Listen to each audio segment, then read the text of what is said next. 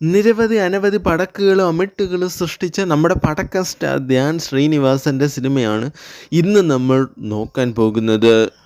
ഈ സിനിമയുടെ പേരാണ് സീക്രട്ട്. ധ്യാൻ ശ്രീനിവാസൻ തുടർച്ചയായി പടങ്ങൾ പൊട്ടിച്ചിട്ടും അദ്ദേഹത്തിന് വീണ്ടും ചിത്രങ്ങൾ കിട്ടാനുള്ള സീക്രട്ട് എന്താണെന്ന് അണ്ണനോട് തന്നെ ചോദിച്ചാൽ, അണ്ണൻ്റെ ഒരു സിനിമ നമ്മളൊരു ശരാശരി മലയാളി പ്രൊഡ്യൂസറിൻ്റെ അടുത്ത് കൊണ്ടുവന്ന് കൊടുത്താൽ ആ പ്രൊഡ്യൂസർ ഇങ്ങനെയായിരിക്കും പറയുന്നത്: പടക്ക കച്ചവടത്തിനാണെങ്കിൽ ഞാൻ പൈസ തരാം, കാരണം പടക്കങ്ങൾ എന്നും എൻ്റെ ഒരു വീക്ക്നെസ് ആയിരുന്നു. അതാണ് നമ്മുടെ പടക്ക സ്റ്റാർ ധ്യാൻ അണ്ണൻ.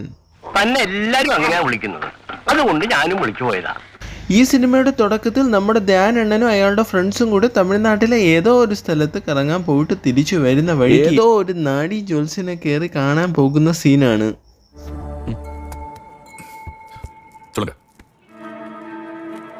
ഇവർക്ക് തിരുമണ പ്രാപ്തം ഇല്ല. അങ്ങനെ എവിടെയോ കടന്ന ഒരു ജ്യോത്സ്യൻ തിരുമണ പ്രാപ്തിയില്ലെന്ന് പറഞ്ഞതാണ് ധ്യാൻ അണ്ണൻ്റെ പിന്നീടുള്ള പ്രശ്നങ്ങൾക്കുള്ള കാരണവും ഈ സിനിമ ചിത്രീകരിക്കാനുള്ള കാരണവുമായി മാറിയത്. ഇങ്ങനെ തിരുമണ പ്രാപ്തിയും ഇല്ല, ഇയാൾ കെട്ടാൻ പോകുന്ന പെണ്ണ് പെട്ടെന്ന് ചാവുകയും ചെയ്യും. ഈ ന്യൂസ് കേട്ടതിന് ശേഷം ധ്യാനണം വല്ലാണ്ട് മൂഡ് ഓഫ് ആയി കെട്ടാൻ പോകുന്ന പെണ്ണിനോടൊന്നും സംസാരിക്കാണ്ട് ഇരിപ്പായി. ഇവളെയാണ് ഈ ധ്യാനണം കെട്ടാൻ പോകുന്നത്. അവസാനം അവളെ വന്ന് ചോദിക്കുകയാണ്, എന്താണ് ധ്യാനണ്ണൻ നിങ്ങൾക്ക് പറ്റിയതെന്ന്. അപ്പോൾ ധ്യാനണ്ണ ഒരു കുലബന്ധം പോലും ഇല്ലാത്ത എന്തോ ഒരു കാര്യം പറയും. എന്നെ ടെൻഷൻ അടുപ്പിക്കാതൊന്ന് പറ മിഥുൻ. കല്യാണ സ്ഥലത്ത് വെച്ച് പഴയൊരു സുഹൃത്തിനെ കണ്ടു. അവന്റെ എൻഗേജ്മെന്റ് കഴിഞ്ഞിരിക്കുക. അവനോട് കല്യാണം കഴിക്കാൻ പോകുന്ന കുട്ടി പറഞ്ഞു, ആഫ്റ്റർ മാരേജ് ലഗേജ് കൂടെ കൂട്ടാൻ പറ്റില്ല. ലഗേജ് എന്ന് പറയുന്നത് ലോസിനെ വിളിക്കുന്ന കൊടുവക്ക. അവളത് പറഞ്ഞപ്പോൾ അവന് വിഷമായി. അവൻ അമ്മ മാത്രമേ ഉള്ളൂ. എനിക്കും ഭയങ്കര വിഷമായി. വ്യക്തമായില്ലേ എന്തൊക്കെയാടേ നീ പറയുന്നത്? പക്ഷെ നമുക്കൊന്നും മനസ്സിലായില്ലെങ്കിൽ അവക്കെല്ലാം മനസ്സിലാവും. അവളെ കെട്ടിപ്പിടിച്ചവനെ സമാധാനിപ്പിക്കുകയും ചെയ്യും. ഇതൊക്കെ ഏത് യൂണിവേഴ്സ്? എങ്കിലും അണ്ണൻ്റെ ടെൻഷനൊന്നും തീരാതെ അണ്ണൻ വീട്ടിൽ വിഷമിച്ചിരിക്കുമ്പോൾ അണ്ണൻ്റെ അച്ഛൻ വന്ന് ഒരു ഡയലോഗ് അങ്ങ് അടിക്കും. മോര് നല്ലതാട്ടാ, കുടിക്ക്. ഇയാൾ വിചാരിച്ചത് ഇവൻ തലേന്ന് അടിച്ച് തന്നെ ഹാങ് ഓവറിൽ വന്നിരിക്കുകയാണെന്നാണ്. അങ്ങനെ ആര് വിചാരിച്ചാലും തൻ്റെ പ്രശ്നങ്ങൾ മാറില്ലെന്ന് മനസ്സിലാക്കിയ ധ്യാൻ അണ്ണൻ ഒടുവിൽ ഒരു രഞ്ജിത്തിനെ പരിചയപ്പെടുകയാണ്. ബിലീവ് ഇൻ യു എന്ന് പറയുന്നത് മാറി ചിന്തിക്കാൻ ആഗ്രഹിക്കുന്നവരുടെ ഒരു കൂട്ടായ്മയാണ്. ഈ ബിലീവ് ഇൻ യു എന്ന കൂട്ടായ്മ തുടങ്ങിയത് മാത്യു സാറാണ്. Believe in you. അങ്ങനെ ജോത്സ്യനെ ഭയന്ന് ഇവർ കയറി ചെന്നത് അതിനേക്കാളും വലിയൊരു അന്ധവിശ്വാസിയുടെ മടയിലേക്കാണ്. Believe in you. Astrology science ആണെന്നാണല്ലോ പറയുന്നത്. ഒലത്തി. എന്തൊക്കെയായിരുന്നു ബിലീവ് ഇൻ യു, മാറി ചിന്തിക്കുന്നവരുടെ സംഘടന, എന്തൊക്കെയാണെന്നാ ഈ ആസ്ട്രോളജിയിലൊക്കെ വിശ്വസിക്കുന്ന നിങ്ങളാണോ ബിലീവ് ഇൻ യു എന്ന് പറയുന്നത്? മാറി ചിന്തിക്കാൻ ആഗ്രഹിക്കുന്നവരുടെ ഒരു കൂട്ടായ്മയാണ്. അങ്ങനെ മാറി ചിന്തിക്കുന്നവരുടെ കൂട്ടായ്മ നടത്തുന്ന നമ്മുടെ രഞ്ജിത്ത് അണ്ണൻ അങ്ങോട്ട് മാറി നിന്ന് ചിന്തിച്ചിട്ട് നമ്മുടെ ധ്യാൻ അണ്ണൻ്റെ പ്രശ്നത്തിന് ഒരു മാരക പരിഹാരം നിർദ്ദേശിക്കുകയാണ്. ഒരു 3 പേരുടെ ജീവൻ മിഥുനെ രക്ഷിക്കാൻ കഴിഞ്ഞാൽ പ്രകൃതിക്ക് ആ കുട്ടിയോട് കരുണ തോന്നിയേക്കാം. ഉഫ്, പവർ തന്നെ. മാറി ചിന്തിക്കുന്നവരുടെ കൂട്ടായ്മ തന്നെ ഇത്. അങ്ങോട്ട് മാറി നിന്ന് എന്നാണ് നമുക്ക് തോന്നുന്നതെങ്കിലും ഇത് കേട്ട് ധ്യാൻ അണ്ണൻ പവറായി. പ്രകൃതിക്ക് ആ കുട്ടിയോട് കരുണ തോന്നിയേക്കാം.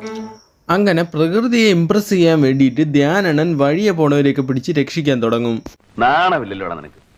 ഏത് ദൈവമാണ് ഭീഷണിപ്പെടുത്തിയ ഭക്തന്മാരെ അനുഗ്രഹിക്കുന്നത്?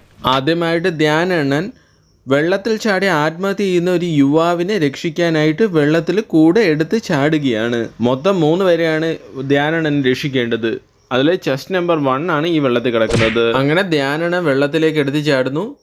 പക്ഷേ ഈ ചാടിയവന് നീന്തൽ അറിയായിരുന്നു, ധ്യാൻ അണ്ണന് നീന്തൽ അറിയില്ല. അങ്ങനെ മുങ്ങിച്ചാവാതെ ധ്യാൻ അണ്ണനെ ഈ ചാടിയവൻ പൊക്കിയെടുത്ത് കരയ്ക്ക് കൊണ്ടിടുകയാണ്. ഈ പയ്യൻ ചാടിയത് ആത്മഹത്യ ചെയ്യാനായിരുന്നില്ല, അവനൊരു സിനിമയുടെ ഷൂട്ടിങ്ങിന് വേണ്ടിയായിരുന്നു. അങ്ങനെ മൊത്തത്തിൽ മൂഞ്ചിയ നമ്മുടെ ധ്യാൻ അണ്ണൻ 0 ഔട്ട് ഓഫ് 3 കളി അവസാനിപ്പിച്ച് കരയ്ക്ക് കയറുകയാണ്.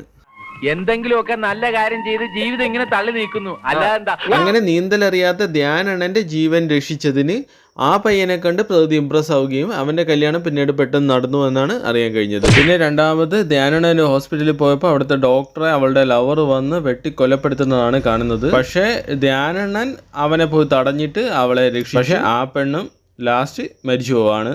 അങ്ങനെ ധ്യാൻ അണ്ണൻ വീണ്ടും 0 ഔട്ട് ഓഫ് 3 കളി അവസാനിപ്പിച്ചു. പക്ഷേ ഇവൻ അവളെ വെട്ടിക്കൊന്നെങ്കിലും ഇതിൻ്റെ ഇടയിൽ വന്ന് കയറി നമ്മുടെ ധ്യാൻ അണ്ണനെ ഇവനൊന്നും ചെയ്യാതെ വിട്ടു. അങ്ങനെ ധ്യാനണ്ണൻ്റെ ജീവൻ ഇവർ രക്ഷിച്ചു. അങ്ങനെ പ്രകൃതി വീണ്ടും ഇംപ്രസ് ആയിട്ട് ഈ വെട്ടിക്കൊല്ലാൻ വന്നവൻ്റെയും വിവാഹം ഉടനെ നടന്നു എന്നാണ് അറിയാൻ കഴിഞ്ഞത്. ജീസസിന് വീഞ്ഞ് നിർമ്മാണമെന്ന് അറിയില്ല, പക്ഷെ അമ്മ പറഞ്ഞു ജീസസ് പച്ചവെള്ളം കൊണ്ട് വീഞ്ഞ് നിർമ്മിച്ചു. അതെ അതെ, കർത്താവ് വെള്ളം വീഞ്ഞാക്കി. പിന്നെ ആസ്ട്രോളജി സയൻസാണ്. അതെ അതെ, മാറി ചിന്തിക്കുന്നവരുടെ ഒരു പ്രധാന പ്രസ്ഥാനമാണ്. പുരോഗമനം കുറച്ച് കൂടി പോകുന്നുണ്ട് കേട്ടോ രഞ്ജിത്ത്. അങ്ങനെ ആ ജോത്സ്യം പറഞ്ഞത് കേട്ട് പേടിച്ച് അണ്ണൻ കെട്ടാൻ പോകുന്ന പെണ്ണിൻ്റെ ഷുഗർ, കൊളസ്ട്രോൾ, പ്രഷറൊക്കെ അണ്ണൻ നോക്കും. ഇതുകൊണ്ടൊന്നും രക്ഷയില്ലാണ്.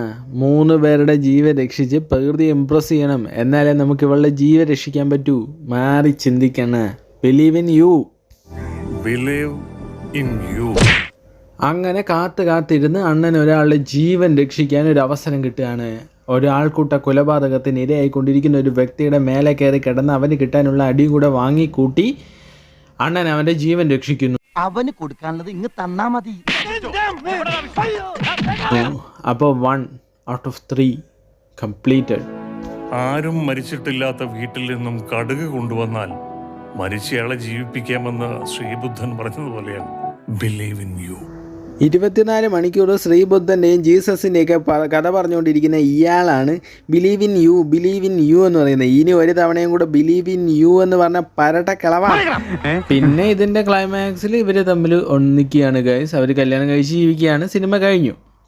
പിന്നെ ഒരുപാട് സമയം ഉണ്ടെങ്കിൽ നിങ്ങൾക്ക് 2 മണിക്കൂർ ചിലവാക്കി ഈ സിനിമ യൂട്യൂബിൽ കാണാവുന്നതാണ്. അത് നിങ്ങൾ ഫ്രീ ആണെങ്കിൽ മാത്രം. എന്തായാലും ധ്യാനണ്ണൻ ഫ്രീ ആയിരിക്കില്ല. ധ്യാനണ്ണൻ അടുത്ത വെടിക്കെട്ടിനെ തിരികൊളുത്താനായിട്ട് അടുത്ത ലൊക്കേഷനിലേക്കോ അടുത്ത ഇന്റർവ്യൂ സ്പോട്ടിലേക്കോ പോയി കാണും. എനിക്ക് ധൃതിയൊന്നുമില്ല. ഇന്നിനിപ്പോ കാര്യമായിട്ടുള്ള ഇന്റർവ്യൂ ഒന്നും ഇല്ലല്ലോ. സർ, എന്ത് ആവശ്യം ഉണ്ടെങ്കിലും ആ ബെല്ലം അമർത്തിയാൽ മതി. ഈ ബെല്ലൊക്കെ വർക്ക് ചെയ്യോളൂ സർ.